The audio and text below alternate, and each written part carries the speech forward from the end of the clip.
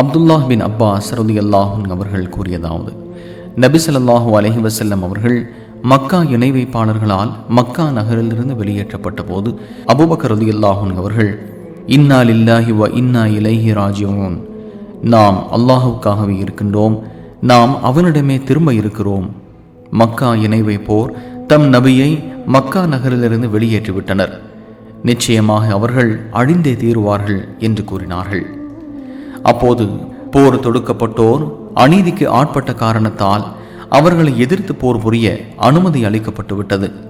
நிச்சயமாக அல்லாஹ் இவர்களுக்கு உதவி புரிய பேராற்றல் உடையவன் எனும் 22வது அத்தியாயம் 39வது வசனம் அருளப்பெற்றது. அப்போது அபூபக்கர் ரலியல்லாஹு அன்ஹு அவர்கள், நான் விரைவில் போர் மூலம் என அறிந்து கொண்டேன் என கூறினார்கள். இந்த வசனம்தான் அறப்போர் குறித்து அருளப்பெற்ற முதல் வசனமாகும். சுனன் நசாயி 3035.